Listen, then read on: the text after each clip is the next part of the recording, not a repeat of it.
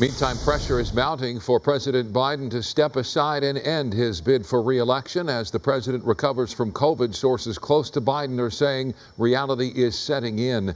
Even his former boss, President Obama, is reportedly concerned that Biden can no longer win the election. Many political experts say it is crunch time for Democrats, and if they're going to change up the ticket, it has to happen very soon. KTLA's John Fenolio joins us live with the latest developments. John? Yeah, sure, Micah, that's right. What a split screen moment tonight. While Republicans are coalescing behind former President Trump, a growing number of top Democrats are urging President Biden to step down.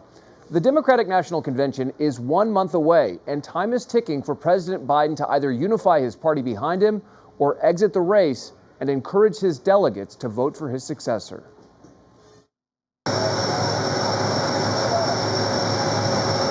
Tonight, President Biden back at his home in Rehoboth Beach, Delaware, recovering from COVID as pressure from Democrats for him to drop out of the race intensifies. The president putting on a mask after disembarking Air Force One last night. His doctor saying in a statement his symptoms are mild. He does not have a fever, his vital signs are normal, and that he is taking the antiviral drug Paxlovid.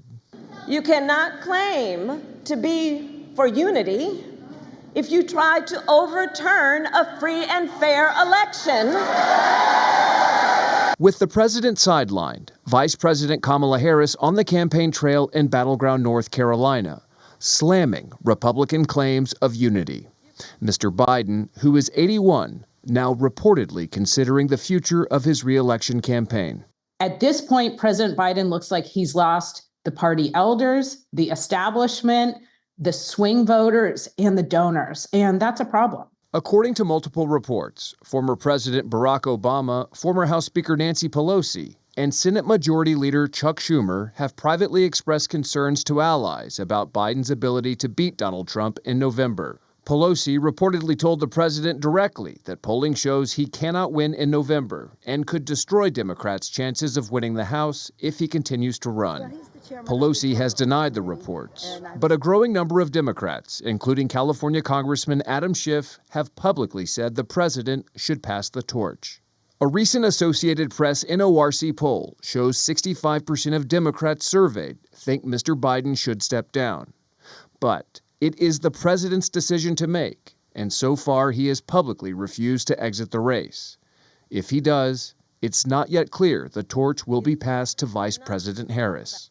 President Biden doesn't get to wave a magic wand and say it's going to be Kamala Harris.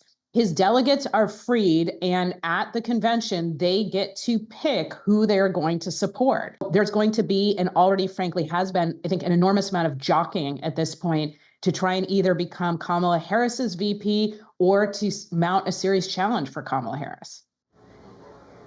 Most political experts believe Democrats will likely get behind Vice President Harris and her new running mate should President Biden step down. But that is not a given, at least not yet. Micah Scher, back to you. John, thank you. And now